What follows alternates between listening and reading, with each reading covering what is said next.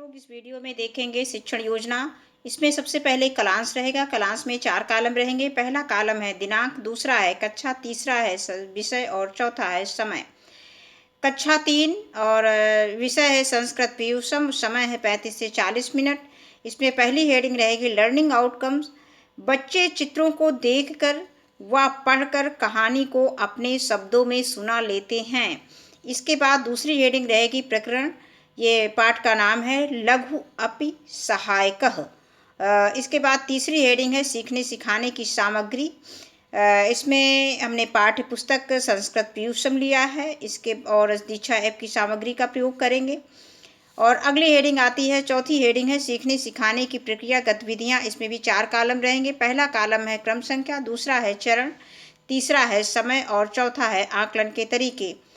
पहली हेडिंग इसमें रहेगी चरण की। जो पहली हेडिंग है इसमें शिक्षण की शुरुआत में, इसके लिए समय निर्धारित है 5 मिनट। सहभागिता व प्रतिक्रिया देखकर बच्चों का आकलन करेंगे। शिक्षक बच्चों से कुछ प्रश्न पूछेंगे, जैसे जंगल में कौन कौन से जानवर रहते हैं। और दूसरा प्रश्न है जंगल का राजा कौन होता है। और तीसरा प्रश्न है कौन सा जीव है जो कपड़ों को कुतर देते हैं और घर में रखे अनाज को भी नुकसान पहुंचाते हैं। इसके बाद चौथा प्रश्न हमने लिया है कि शेर और चूहे की कोई कहानी सुनाओ। आज हम इसके बाद हम बच्चों से कहेंगे कि आज हम लोग शेर और चूहे की कहानी की संस्कृत में कहानी पढ़ेंगे। इसके बाद दूसरी हेडिंग आती है शिक्षण के बीच में। इसके लिए समय निर्धारित है 20 से 25 मिनट। सहभागिता व प्रतिक्रिया के द्वारा हम बच्चों का आकलन करेंगे। शिक्षक बच्चों को अपनी पाठ्य पुस्तक संस्कृत पीयूषम में पृष्ठ संख्या 38 पर षोडशः पाठः लघु, इसी के आगे देखेंगे, अपि सहायिका नामक पाठ खोलने के लिए कहेंगे। शिक्षक पाठ में बने चित्रों का अवलोकन बच्चों को करवाते हुए पाठ विषय वस्तु से परिचित करवाएंगे। इसके बाद शिक्षक पाठ का आदर्श वाचन करेंगे। बच्चे शिक्षक द्वारा बोले गए शब्दों पर उंगली फेरते हुए उक्त शब्दों को दोहराएंगे। इसके बाद शिक्षक बच्चों को पाठ का अनुवाद बताएंगे। इसके बाद इसमें हमने संस्कृत का अनुवाद हिंदी और संस्कृत दोनों में दे दिया है, जिससे हमें पढ़ाने में आसानी रहेगी। तो हिंदी अनुवाद है लघु अपि सहायिका, छोटा भी मददगार होता है, यानी छोटा भी सहायक होता है। मूसका अहो बनम, चूहा अहा, अहा में अहे अरे कह सकते हैं। अहो में अरे होता है, चूहा अरे जंगल। अत्र वृक्षा सन्ति, यहाँ बहुत से वृक्ष हैं।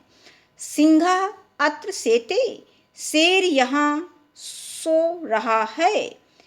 मूषका सिंहस्य शरीरम आरोहति कूर्दति च, चूहा शेर के शरीर पर चढ़ता है और कूदता है। सिंहा क्रोधेन, शेर क्रोध करता है। यानी शेर अपनी आवाज निकालता है, शेर की आवाज।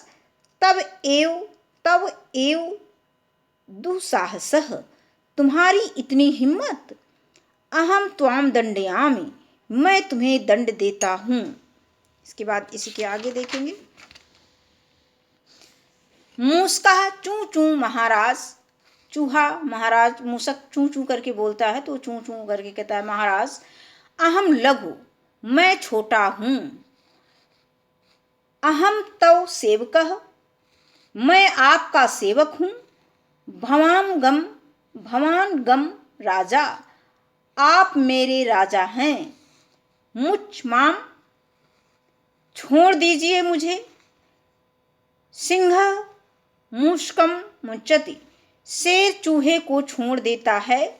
कलांतरे सिंह जाले बुद्धः, कुछ समय बाद शेर जाल में फंस जाता है।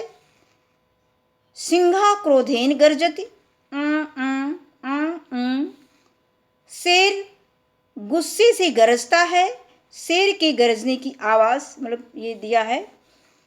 मूषका तस्य गर्जनम ऋणोत बिलात च वाहि आगच्छति, चूहा उसकी गर्जन की आवाज़ सुनता है और बिल से बाहर आ जाता है। मूसका अहो सिंह जाले बद्ध। चूहा अरे शेर जाल में बंध गया है, या हम कहते हैं शेर जाल में फंस गया है। जालम अहम प्रंतामि, मैं जाल को कुतर देता हूँ। मूसका जालम प्रंतांति, चूहा जाल को कुतरता है। त्वम मम प्रियम मित्रम, तुम मेरे प्रिय मित्र हो। समय लघु अपि सहायका भवति, समय पड़ने पर छोटा भी मददगार होता है या सहायक होता है। इसके बाद अगली हेडिंग है, चरण की तीसरी हेडिंग है, शिक्षण के अंत में।